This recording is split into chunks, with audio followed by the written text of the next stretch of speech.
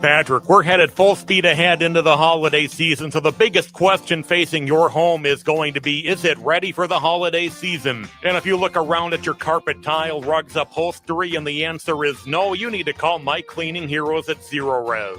Some people hire a deal of the day carpet cleaner to save a little money, but trust shouldn't come that way. Think about it. There is no licensing required to be a professional carpet cleaner. Don't DIY it. Call Zero Res because you know it's safe and effective. The Zero Res Gotta Love It guarantee makes it easy to get what you pay for. Zero Res absolutely stands behind every cleaning, so go ahead and get clean and don't miss this deal. Get back to clean and get 3 rooms of carpet clean starting at just $129 and take $75 off an air duct cleaning. Call my friends at Zero Res right now at 952-ZERO-RES or go online to ZeroResMinnesota.com and say you want the AM 950 special. Backward or forward spells the same. Zero Res. Celebrate the holiday season with Open Eye Theater's Scrooge and Rouge, a hilarious twist on the classic Christmas carol. Last year's critically acclaimed hit musical returns with outrageous costumes, sassy lyrics, and side-splitting performances by an all-star cast. It's guaranteed to get your spirits soaring. Scrooge and Rouge runs November 29th through December 29th. Get your tickets now at openeyetheater.org. Again, tickets at openeyetheater.org. The Metropolitan Library Service Agency, MELTSA, is an alliance of over 100 greater Twin Cities area libraries. Saturday, 9 a.m. on Connections Radio, hear about the magic of these libraries as Sally and Susan share MELTSA's coordinated programs and services for knowledge, communication, and community connection, with some of their great team as guests. Regular MELTSA broadcasts are second Saturdays each month, 9 a.m. on Connections Radio. For more, go to MELSA, that's MELTSA.org. Hey, Cudahy to all my friends and relatives in 4 directions. This is Robert Pilot of Native Roots Radio presents I'm Awake. I'm here to ask you for your support. Finding honest Native-centered news is not easy, but with your support, we're able to provide accurate information about Standing Rock, Line 3, treaty violations, and COVID-19 in our Native communities. Please visit Native Roots Radio Network on Patreon and donate if you can. That's Native Roots Radio Network on Patreon. Pinigigi, and thank you for your support. With a look at your AM 950 weather, I'm Patrick Lilia. Tonight, partly cloudy with a low of 20. Then Wednesday, a chance of snow with a high of 30. Celebrate the holidays with a delicious meal from an Eat Local Minnesota restaurant. They're perfect for date nights, family nights, and work gatherings this holiday season. Visit the list of Eat Local Minnesota restaurants at eatlocalminnesota.com. That's eatlocalminnesota.com. Portions of Native Roots Radio may be pre-recorded. It's a good day to be indigenous. Get up, stand up. They are going to become more brutal. Couldn't cut. He need cut again. Because all the hippies were trying to be Indians anyway. They're going to become more repressive because it's a matter of dollars and their illusionary concepts of power. Hey, Victor. We must live in balance with the earth. And also with recent happenings at Wounded Knee. I am awake. Welcome to Native Roots Radio presents I'm Awake, and I'm your host, Wakanja Hade, which means distant thunder. Hey, Cudahy to all my friends and relatives in 4 directions. You are listening to Native Roots Radio presents I'm Awake, and I'm your host, Robert Pilot. Hey, we discuss local, national, Native news and events, and as you know, Chujunk, Native issues are human issues, and human issues are Native issues. Yes, you are right, Dega. This portion of the show is supported by the Minnesota Indian Women's Sexual Assault Coalition. Hey. We have our friend Ruth Buffalo, CEO of Minnesota Indian Women's Resource Center. And big Pinigigi, Ruth, for coming on as always. I know you don't have to, but I know you're one of the fan favorites here. So we really appreciate you coming on. And people love hearing updates from you when you were representative. And now that you're here in the Twin Cities, being the CEO of Minnesota Women's Resource Center. Congratulations, too, on the breaking ground of the new housing at Minnesota Indian Women's Resource. Welcome. Dosha, hello, Maskira. Thank you for having me. Right on. Well, again, hey, congratulations. Tell us a little bit about the celebration. That sounds cool. And I know we had another guest on that mentioned this too. I can't remember, Haley, who was that Senator Mary Kunish. Yeah, Senator Mary Kunish brought this up. That yeah, I have a good memory, but it's short. We only have like 6 guests. How can I not remember? What the heck? It's good to see both of you. I'm dialing in from Fargo, the office here in Fargo. We're on our way to Mandaree to spend time with family, get to see the twin nephews and see my mom, brother, sisters, uncles, cousins, nieces. So yeah, I get to see Mandaree, so I'm looking forward to it. But yeah, we left this morning and got here today. But yeah, it's kind of cool to be dialing in from the office space near downtown in Fargo right now. Like, yeah. That's awesome. You know, I don't want to go dark right now, but I think it's really important that we bring up what happened to a lot of the land that your grandfather knew as your land, and not that long ago with the damming of the river. I wonder if you could just, because we love to educate our white allies here on Native Roots Radio too, and they probably don't know that story. Yeah. So Elbow Woods is a area that is currently underwater, and it's been underwater for a few decades. But when I hear of the elders speak of Elbow Woods, it sounds like Pleasantville. You know, it was like a land of abundance, you know, tall cottonwood trees, very self-sufficient, centralized community, but and also self-sufficient in the fact that we were historically agricultural people or peoples, and so we had a lot of crops, and other tribal nations would come to us for work or to be like a hired hand. And I say that in a non-arrogant way, but just sharing that, like, that was some of the stories that were shared with me, was that, you know, true to our nature, or being known as like the ambassadors of the prairie, we were a very giving people, much like many of the native tribal nations throughout North America. So yeah, we also ran one of the largest trade centers in North America, which is in present-day Bismarck, Mandan area along the Missouri River. And so one fun fact too is that we're known to be really good swimmers, also really good horse people, you know. But so yeah, you know, we grew up on the river, we grew up on the lake.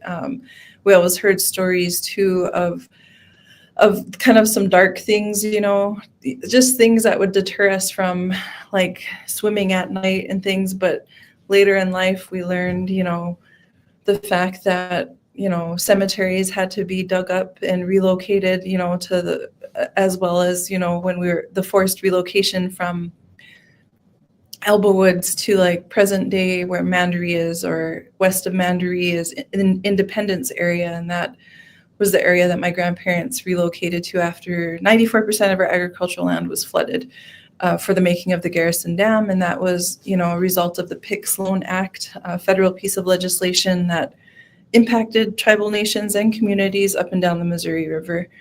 There's a story out too recently regarding a boarding school in Crow Creek, and a few of our women from MHA are featured in that story, and one is our relatives.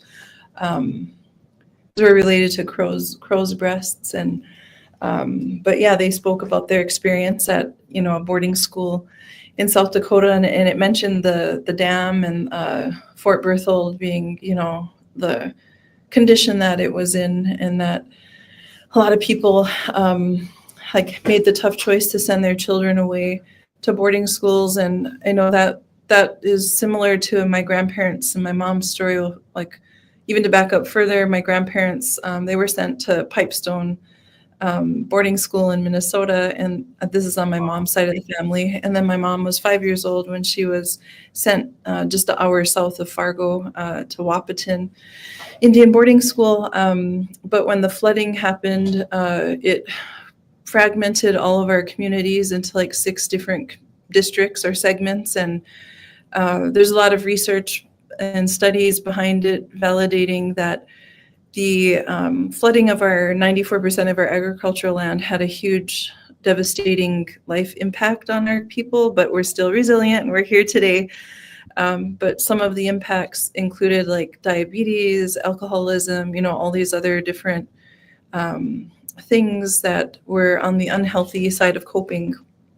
And so, that's just kind of some of the things that come to mind. But what I was going to mention is that the new school bus line didn't go out to Independence, to where my mom and grandparents relocated. So they were too far out in the country. And so then the other only option was for them to be sent to boarding school, and I don't believe that those institutions or entities were upfront when they shared, all that it entailed, because I grew up, I remember hearing some not so good stories, but were very PG level for my ears at that time. But later in life, even after Kamloops happened, my mom shared even more stories. And that was just like 4 years ago, stories that I had just heard for the first time. So. Wow. Well, I appreciate you bringing that up. I think it's important, and it's really important too, because it's not that long ago that these things happen. Your grandfather, you knew your grandfather, you knew your mother, and then of course what you and your family have gone through too. So I just think it's important that we educate all our listeners and go there real quick, seeing that, especially that you're visiting your family now this week. Yeah, I'm looking forward to seeing my family. It's been a while. I know my mom has made a few trips down to Fargo and to the cities to come visit us, but gosh, I think the last time I was back home was maybe last spring or maybe even a year ago, so much more snow up this way. The halfway point between Fargo and Minneapolis, there's a lot more snow, and temperature dropped quite a bit. So definitely feeling the north. Well, I know Haley can't wait until the snow, but I'm old. I don't ski or do anything except hope I don't slip on the ice. That's my hobby.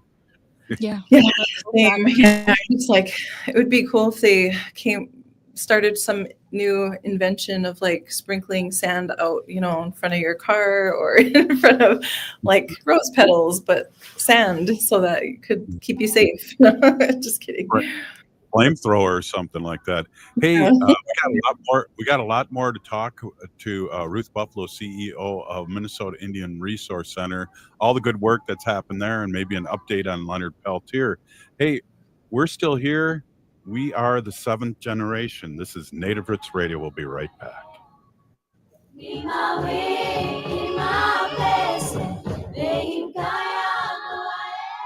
We are your relatives. We are your relations. Brothers, sisters, sons, daughters. And some of us are your grandchildren. We are your community. Historically, we held places of honor and respect. Because of the impact of colonization, some of us are rejected, thrown out from family, friends, and community, set up as targets for sexual violence, sex trafficked, humiliated, tortured, and murdered. Everybody has the right to be safe. We are your relatives. Remember, homophobia is not traditional. Sponsored by the Minnesota Indian Women's Sexual Assault Coalition. J&S Bean Factory is a Native-owned, community-supported, cozy, artsy coffee shop which offers roasted on-site beans, live music, and baked goods. Relax in the beautiful outside patio. City Pages writes, voted top 10 coffee shops. Tucked into a quiet corner of St. Paul's Highland Park neighborhood, this coffee shop roasts beans on-site from the best coffee-growing countries in the world. Located at 1518 Randolph Avenue, St. Paul. The good stuff.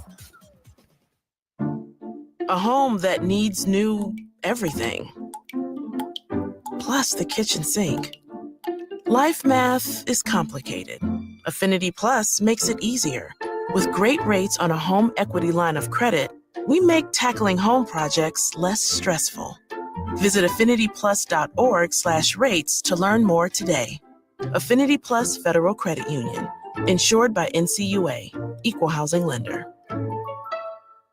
The city of Minneapolis is now on Native Roots Radio with Minneapolis AIR. AIR stands for American Indian Relations. Guest host Christine McDonald talks to people about important things affecting the city's Native communities. Minneapolis AIR dives into topics like public safety, public health, elections, and so much more. Tune in to Minneapolis AIR on Native Roots Radio from 5 to 6 p.m. on the second Wednesday of every month, right here on AM 950.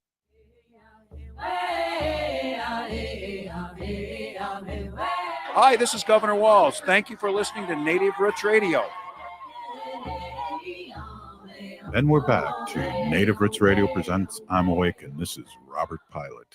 This portion of the show is supported by Native American Community Clinic on Franklin Avenue in Minneapolis, honoring health and tradition. Yes, they do. Hey, we are here with our friend Ruth Buffalo, CEO of Minnesota Indian Women's Resource Center here in the Twin Cities, Minneapolis, and we're just catching up and really talking about the history of her nation, where she comes from, and her family, and really appreciate talking about that. And sometimes it's hard to talk about past, but we're resilient and we're still here. And Ruth, you do such great work, and we really appreciate you coming on each week too.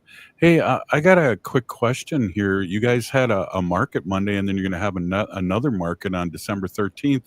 How was that? And can you tell us what the hours are and what's going on with that? Sure. Yep. Yesterday we had our fall feast, big drum. Sorry, I'm being, I'm learning so much in my new role as in being outside of the plains area or away from the Missouri River. Hey, no, just kidding. My disclaimer, or the Red River, but or being near the Mississippi River. But yeah, there's so I'm learning so much, first of all. And so, yeah, we had a fall feast, and it was good. My daughter and the boy twin were able to join, and the girl twin was at basketball practice. But Maya didn't want to leave. She was like, because she had to leave to go pick up the girl twin. But she was saying, "I hope we have more of these. I hope they have more of these." And it was just, it did in a sense feel like home, back home on the res, or in. It just felt very familiar, having like a drum group in the middle of the floor, and then community members there, and you could go out there and enjoy the songs, and then there was a meal served and prayers, and it was a ceremony. But it was good. And then the winter market will be December 13th, and the hours will be from 10 a.m. to 2 p.m., I believe. So since I've been at MIWRC, there has been a spring market, a fall market, and now a winter market. And all of the vendor slots are full. And so we're excited to welcome in the community, and then, get some shopping in and support our local artists for sure. Yeah, that's really important. And Ruth, we always like to bring up, if it's for sale, anyone can wear it, And when you go to those open markets too, you always want to ask who designed this or who made this too, because if they can't tell you, it was somebody from overseas in China or somewhere. Yeah, for sure. I know it reminds me of like some of the items that have been somehow landed in other countries over time, even sacred items, and then how many tribal nations and communities, families, individuals rallied together to bring those items back. I think of, different tribes, like even in the Southwest, who, while they were doing international work, randomly came across one of their sacred headdresses in a museum over there, and then worked with different countries and found allies amongst the different countries to get those items returned to the communities, So yeah, for sure. That's where my mind went when you think of No, that's a good thing to bring up too, especially to the people listening to this, because things are really changed in the last 10, 15, 20 years too, that we really would like these returned when we see these. And geez, we've seen them over the years. I mean, I'm old, so I've seen things that shouldn't be in antique stores that, belong to certain nations and families, and how did they get it, and all those wonderments that would come with these sacred items. Yeah, for sure. And I think with good reason, there's been, like federal legislation or just different legislation enacted for those protections in place. But yeah, you would hope that everyone was acting or, being how do you say it? Sorry, got tongue tied, but you just would hope that people would be good relatives and just being respectful. Yeah, definitely. One of the things I got notes here about too. I know there's a big push now, especially with the changing of the executive president here in the United States, is to have Biden really move forward and do a good thing for our Uncle Leonard. Have you heard any updates, or are there any actions, or are there anything that we can do here? Yeah, I think for sure. I haven't heard from Leonard recently, but I know there's just always an ongoing push to encourage and put public pressure on President Joe Biden, whether it's going directly to the White House, through correspondence or phone calls and messages, but also going through your respective different governmental officials, whether it's, at the congressional level, Senate level, state government level, local government level. All of that is important because if they don't hear from you, then it's assumed that nobody cares, or, but of course, those are just kind of the structures that are in place right now. I think that are some avenues to use, but for sure, always encouraging President Joe Biden to grant Leonard Peltier executive clemency. I think sometimes people get things confused with the terminology, and it's not, you shouldn't ask for a pardon, because pardon is admitting to a crime, and Leonard, stands firm in his innocence, and so it would be executive clemency.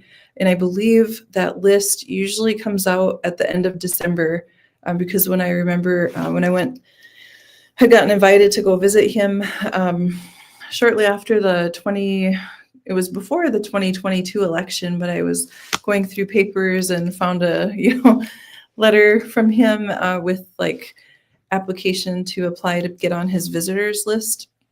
But so I had gone to visit him that December, at the end of December. So it was crazy because right when I got into Orlando, the list came out, and that was kind of a hard thing to see, was that his name wasn't on the executive clemency list from President Biden back then. And that was in 2022. Well, we've gone through Clinton, who was supposed to do it. And all the presidents, Obama, all these other presidents that we thought were going to do it. And we just hope and pray that Leonard can see the sky and the sunshine and the moon very soon as a free man. So one of the things, since Standing Rock, we started the show, and I got really active during that whole Standing Rock situation, and we started the radio show. I've been calling Thanksgiving Thanks-taking since then. How do you feel about this holiday? Because I know it's a great holiday to get together with family. And then maybe not really think about the meaning or the public meaning about it, but more about being thankful for our relatives. It's hard to live in two worlds sometimes, and this is one of the times for me. Yeah, I think, I appreciate the time off, the designated time off, I appreciate the annual leave. No, I'm just kidding. But, to be with family and to, for me, it's just always trying to find ways to get years added back onto our life, because with all the stress, chronic stress is directly correlated to chronic illness. And it's I think, COVID, of course, exposed a lot of gaps within different systems. And it was so important to find ways to take care of ourselves and not just be 8 to 5 sedentary desk jobs where you're kind of killing yourself softly by sitting in an office job, and so how do you add years onto your life? And so I think that's an important component. If the country that we live in, present day United States, had more options for worksite wellness or just ways for people to take care of themselves, whether it was a trip to the ocean once a year, or something, where it was like a prescriptive amount of time paid for us, but like in the wilderness, or just something to that effect of like helping people live longer, I think, so that everybody has that opportunity and privilege to live a good, healthy, simple life. And so, yeah, that's what kind of comes to mind. But yeah, I think just the narratives that have been pushed throughout our country's history are quite interesting. Like if there was a timeline of that showed, that cross referenced, actual, like fact checked, just things and the narrative. Yeah, I think because I think sometimes the fluffy narrative is scary in a sense that it's like, hiding or masking what actually happened, and then you get ostracized or gaslit for trying to tell the true story, and then you're right back at square one. So it's like a tough thing to navigate. But I think even when I was a high schooler here in Fargo, I felt like, how am I going to help educate every single school and go county by county, because I used to get invited to speak at schools and give educational presentations and try to break stereotypes, but it's a lot for just one person to carry, for sure. Definitely. Hey, Ruth, thanks for coming on as always. And I just gotta say, it's awesome to hear that one of your other daughters, I guess, is playing basketball too, just like a chip off the old block there. Oh, wow. Yeah, we're in a women's league, and I thought the best I can do is bring my daughter, because I'm not going to be much help. So she sure helped, for sure. Right on. Well, happy holidays, and again, a big Peeny Gigi for coming on. As always, you're always a treat, and we really appreciate all you bring to the table. Matsugi odds, likewise. Be safe. See you. Right on. We'll see you next week. Hey, it's Native Roots Radio. We'll be right back after this short break. Stay with us. Minnesota has the only original wolf population in the continental United States. And 80% of Minnesotans believe the wolf should be protected. Howling for Wolves is asking Minnesotans to respect our true wildlife manager, the wolf. Their survival is critical to our ecosystems, our communities, and even our economy. As highly intelligent animals with strong social bonds, Minnesota wolves deserve to be protected and admired. Learn more at howlingforwolves.org. Let's live and let howl. Howl! Programming on Native Roots Radio is supported in part by MIWRC. Looking for health insurance, but not sure where to start? MIWRC has you covered. You can find discounts, compare private health plans, and see if you qualify for free or low-cost insurance. Plus, get help from an expert so you save on the coverage you need. Enroll online by December 18th for coverage starting January 1st. Get started today at MIWRC.org. That's MNSure.org.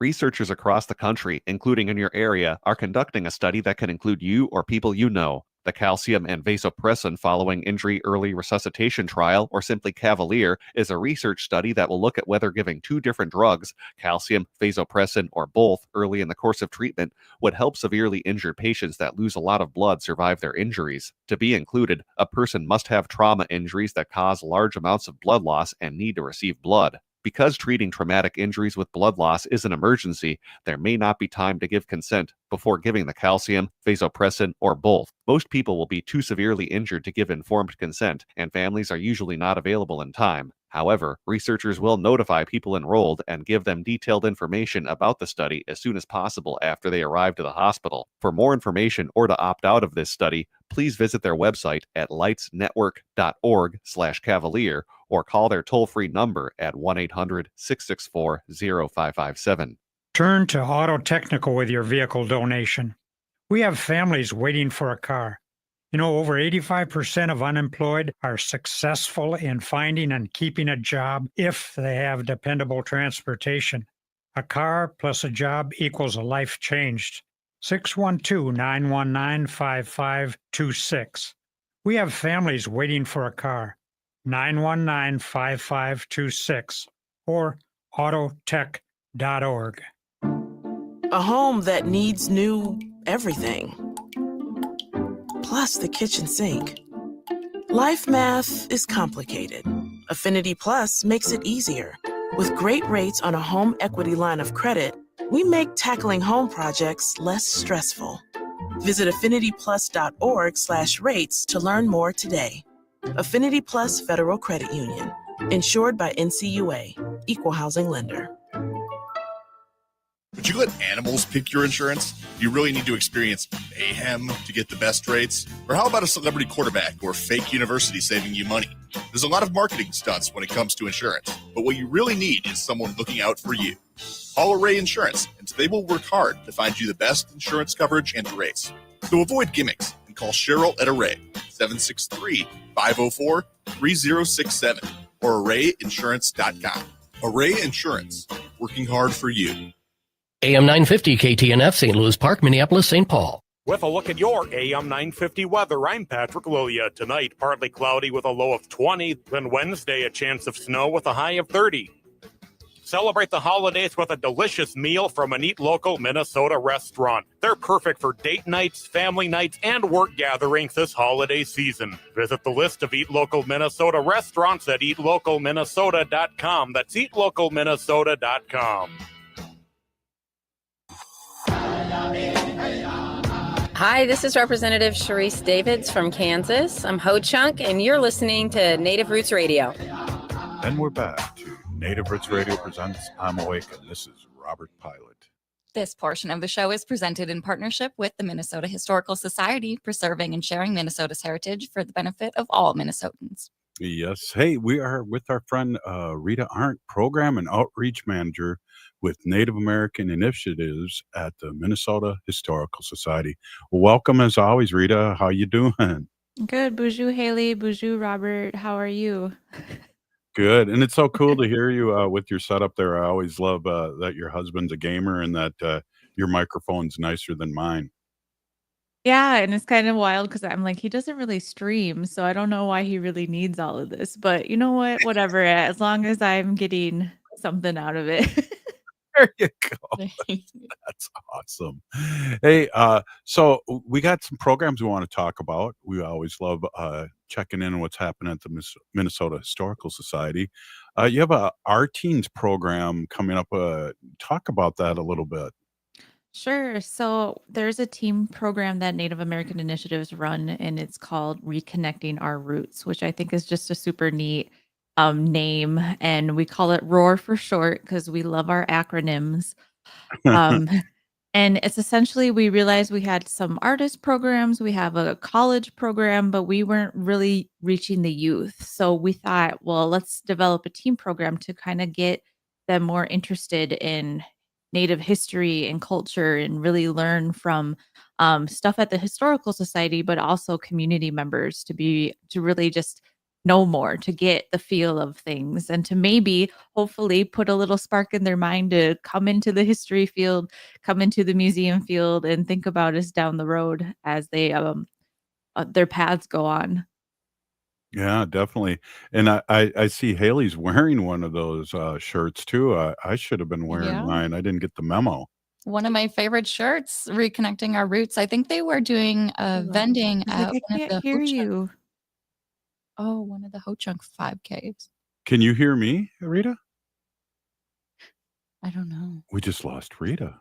Oh no. Oh no. Maybe. Maybe the batteries went on her. But yeah, it's great. We wanted to talk about the t-shirts. I know. that you know, Wendy always brings somebody up to our closet for the first time visitor and shows her my 600 t-shirts and goes, he has to wear one of these for 2 years before he wears them all. And yeah, that now we can't hear you, Rita. Can you hear us? Yes. Can you hear me? Oh, Okay. yeah. I don't know. And of course, I'm like, was worried because he's not here. So I'm like, if I have technical difficulties, hopefully nothing I will saw the happen. cat behind you unplugging stuff. Oh, he is an instigator, so I wouldn't doubt that. He was smiling as he walked by the screen, and I thought he might have unplugged your headphones. Yeah. But yeah, we were just talking about T-shirts and how that's one of the favorite T-shirts Haley and I own, and Haley was agreeing. Yeah, well, I didn't know anything about the teen program until I talked to one of your vendors, and they were vending at one of the Ho Chunk 5Ks. And that was great. They're out in community and they're letting the youth know what's going on.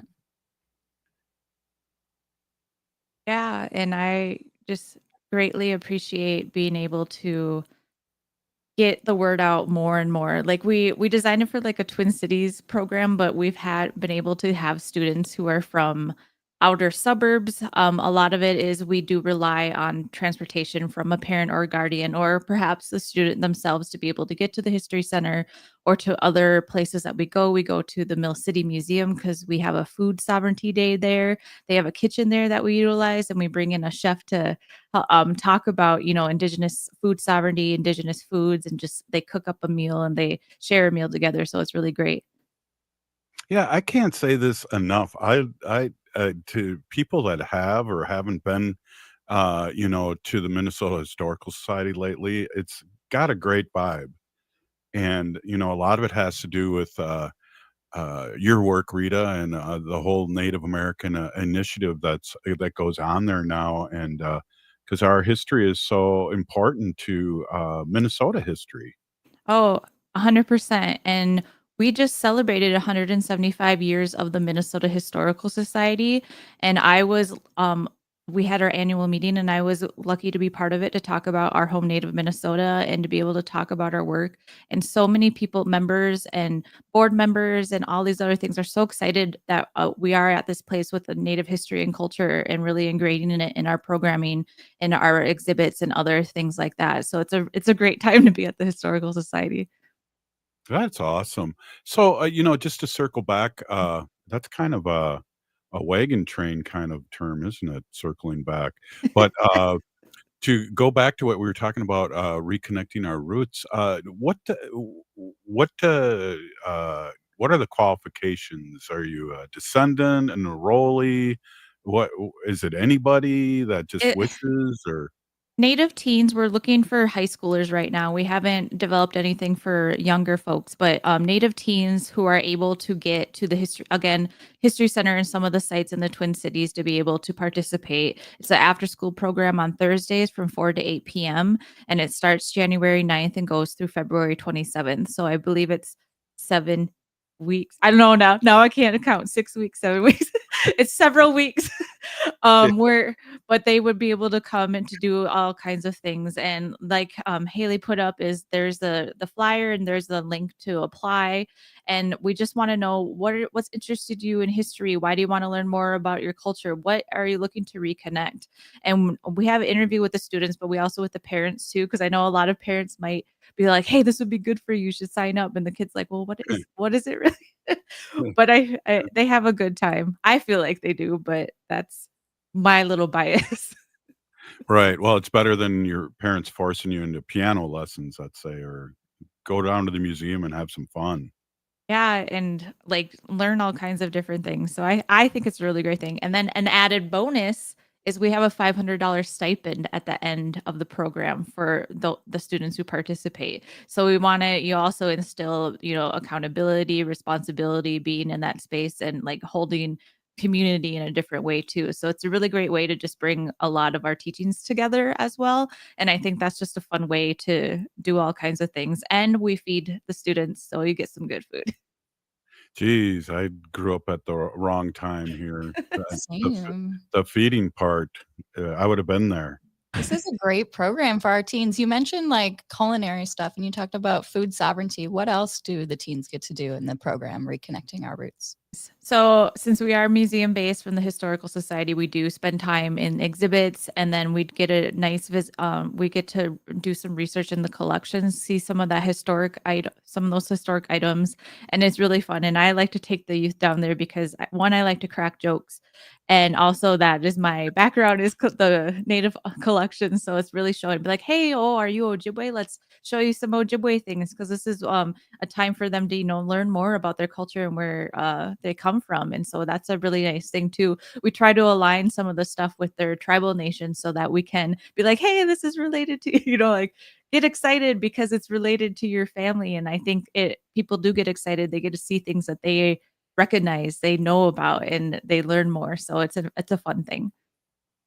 Yeah, when we did that, the pictures show, when we had all those photographs, that was exciting because there was people down there that knew the people, that were the people, and so that vibe was there for that too. That was really fun. And then you and I did radio for a couple hours, or it seemed like a couple hours. It's like, yeah, it did seem like a long time. No, it was good. I was looking at pictures of that because, yeah, that exhibit is still up. So we'll talk with the students about how we develop stuff, and really reframing our stories really talks about some um, issues in our communities that some are still very relevant today. So I look forward to, I was like, I don't want them to learn, but also in a fun way. So I'm like, I don't want to have them be like talked at all the time. So we try to develop it to be more interactive, to have it to do different things, mix it up. So it's not always being talked at like at school. Yeah. Hey, so do you lead these classes, or how does that work? Do you have helpers, or So it's kind of a team effort for NAI, but Deacon DeBoer, who was on your show a couple of weeks ago, he's leading the program right now. But we all come together because we have different strengths, so we come in to help within those different areas. So it's actually really fun because it is a thing where we work together on a project, and then I think we all like supporting the youth in different ways. That's awesome. So you're the jokester. You're giving out, like I used to, the dad jokes, and Yeah. the kids just love those. And I sometimes am the mean auntie, but that also needs to happen sometimes at times. And I am more than thrilled to fill that role. So it's always, I want to get them engaged. I want to get them talking. So I just keep going at them. Yeah, give them the mean auntie look for sure. That's awesome. That'll get them going. Well, I was always told by my students when I taught high school, that I should be a comedian, and I said, "Well, I am, and I get paid well, and I have a retirement, and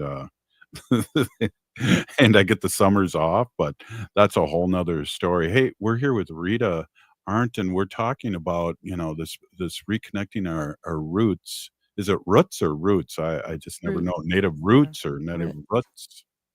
Yeah, we have this conversation a lot, it seems like. We never figure it out. Yeah, I'm so Minnesotan, I say roots. Yeah, But that's correct for us. yeah, it is definitely. Well, we need to take a break here, it looks like, right? Did I see Yeah, in the about a 1 minute minute there? Yeah, or cool. so. Hey, Rita, can you hold on with us? We want to talk to you some more. Sure.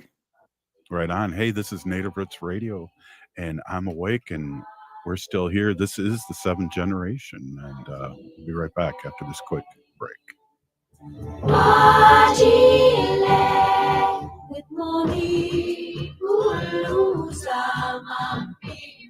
The city of Minneapolis is now on Native Roots Radio with MIWRC. AIR stands for American Indian Relations. Guest host Christine McDonald talks to people about important things affecting the city's Native communities. MIWRC dives into topics like public safety, public health, elections, and so much more.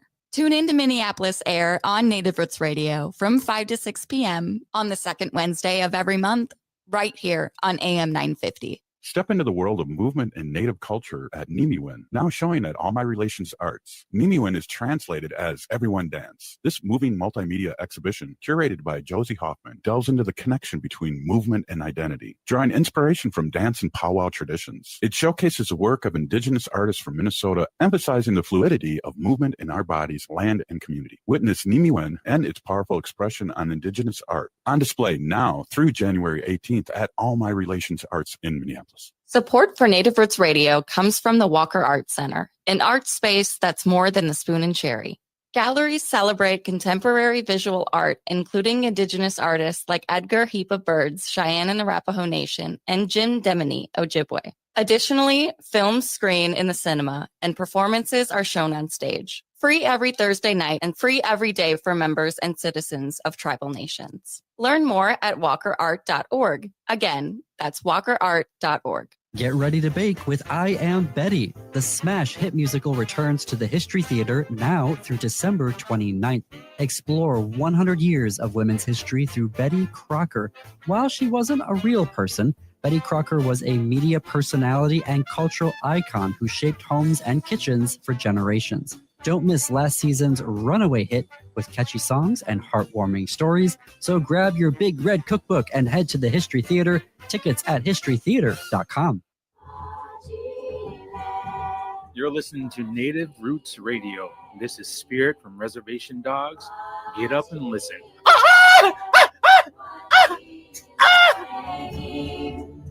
Welcome back to Native Roots Radio presents I'm Awake, and this is Robert Pilot. This portion of the show is supported by Howling for Wolves, protecting wolves for future generations. Wow. Hey, we're back, and we're here with Rita Arndt, Program and Outreach Manager with Native American Initiatives at the Minnesota Historical Society, and welcome back. Hello. Yeah. Cool. Hey, you had the screening of Bad River. Can you tell us how that went down and how what happened that day? I couldn't make it out there, but I'm glad you guys had that showing. And how did it go? Yeah, we had a screening for the Bad River documentary at the History Center. We're lucky that there's an auditorium there where we can have screenings, have lectures, have all kinds of talks. So it was a great space for that. And Thursday nights are our free night at the History Center for the museum. And I heard that it was the most people that they've seen for a very long time, I think pre-COVID. So that was one good sign that we were bringing people in. And I do hope that they were able to visit the museum as well after. But we wanted to spark conversations about the importance of water, the importance of the land, and all kinds of things like that. So I was like, I don't want to say I was eavesdropping, but hearing folks really talk about it. And so many folks came up to us to say thank you for sharing that. And what I really appreciated there was several Native people. There were Native people there, but there was a lot of non-Native people. And I think that's even better in my case for people watching that, because they need to understand better about why the water is important, why that pipeline shouldn't be there, and why all of this is so ingrained in our traditions and our culture. So I really appreciated that too. And it was just it was a nice crowd, because it was also right after the election. So it was a nice crowd to be around, because they are all very important, want to talk about these things and care about the environment, care about caring for things, and really want to support our communities. So it was really nice night. That is nice. And, that's what we do here. Most the people that listen to us, we're on 30 progressive radio stations, are white allies. And that's why it's so important for us to talk about what we talk about. And the people that watch us on Facebook Live in the next 24 hours are our Native relatives. So it's quite cool. But yeah, I believe too that the more information we can get out there, and it's stuff that a lot of us know as natives, but some of us don't. But it's great to share this wisdom, because everywhere I go, it's really interesting. People come up to me and just love the fact that we have great guests like you that are educating our allies out there, and even our native allies too, and our natives. Mm-hmm. Yeah, and we tried to make sure to share information of what to do more to support Bad River, and so we shared the websites where to send money and all of these other things, and people were just really excited about that too. So I'm just glad that we had that opportunity and had it at a different area. And I know it's on streaming now, but I think it's also nice for when people can come together to watch the film and then have discussions afterwards. And of course, we fed them too, because we love food, and we will always get you with food. Yeah. Well, we should have a film festival down there, and I would say Powwow Highway and Smoke Signals would be two good Thursday night. You get a full group of people to come down and reminisce that too, and watch that. And I can't get enough of those two movies, so I'll be there. Yeah. Where is the History Center located, Rita? I know you guys have a lot of locations with the Native American Initiatives program and the Historical Society. Yeah, so Where's there's like the main history center? Yeah, there's 26 sites throughout the state, and just a FYI, not every old building is part of the Historical Society. Because people ask, they're like, "Oh, I visited your thing." I'm like, "You didn't." But anyway, but our main building is the History Center, and that's where most of our materials, our collections, and resources are, and that is in St. Paul off of Kellogg Boulevard, 345 West Kellogg Boulevard. It's in between the cathedral and the Capitol, so it's got beautiful views on each side, which I think they did on purpose, but it's really nice to be able to look out the windows at those lovely buildings. Well, that one room, you can see the Capitol perfectly. It's framed in a big wall of glass windows. It's beautiful. Yeah, and I was like, that's a really photogenic hallway because then you can get that in the background and with the right light. So if you just want to see a good view of the Capitol, please come to the History Center. And then while you're there, please visit our home Native Minnesota and Reframing Our Stories, as well as our other exhibits. And ask for Rita for Yeah. a private tour. Good luck. Yes. I'm like, you can. Yeah, get down to those archives in the basement or something. Yeah. Perhaps. Yeah, definitely. Well, what else do you want to talk about? Because there's stuff coming up this next year. We're all kind of winding down here the 2024, and I'm sure you have a lot of great things planned for the next year too. Yeah, we definitely do. I like that our team program's the next on our list, but we will start recruiting for our Native American Undergraduate Museum Fellows program. And we're kind of making it a little more robust and in person 10 weeks for next summer. So we're really excited about that. And another thing, a little with what Deacon talked on last time, was about the signage projects. There's going to be more signage projects coming. So we're excited to be able to collaborate on that to tell those histories and spaces that don't necessarily have a small museum or visitor center, but people walk there, they engage with the space. So how can we like teach people what happened in these spaces around there too? Another big thing is that our associate vice president of tribal nations relations, Dr. Amber Annis, is leaving us to go work at the Native Governance Center, which I'm really sad about. Oh. Although we have a position opening, so if somebody is interested in working as a VP for Tribal Nation Relations and at the Historical Society, really working with our sites, working with the Native communities, working with the collections, working with programming, please send them our way. We are looking for somebody to fill that spot, and I think it's a great position. And I was like, then you can go work with me. And I think that also is a plus, but it's a really, and I feel like it's an enjoyable job and to really learn more about, history and culture here. Yeah. Well, we're gonna miss her, and I know I saw that, and I kind of was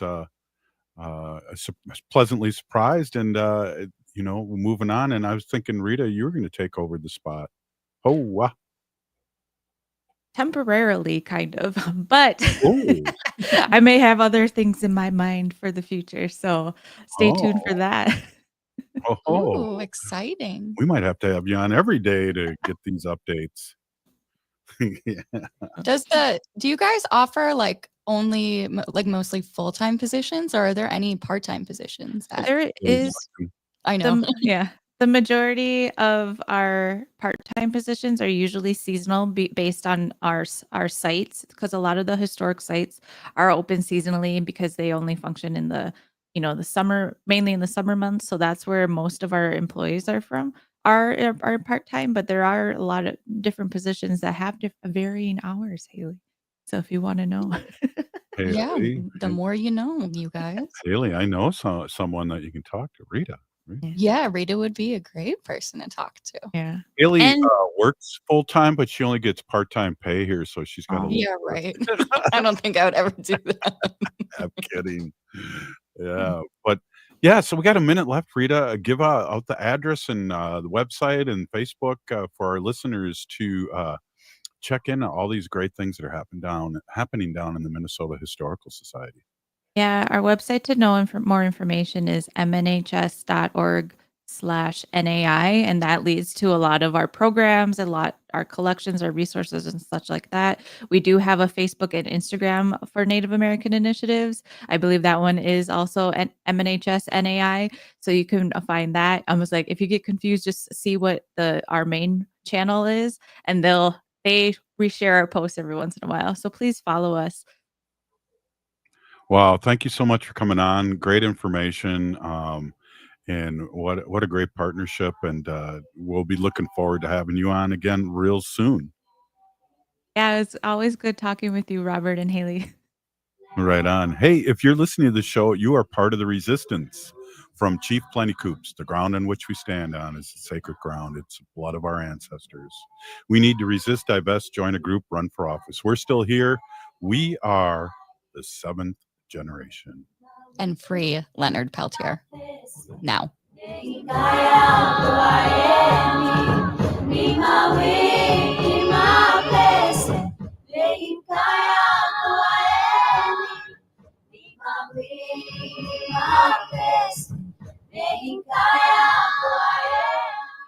It's okay to talk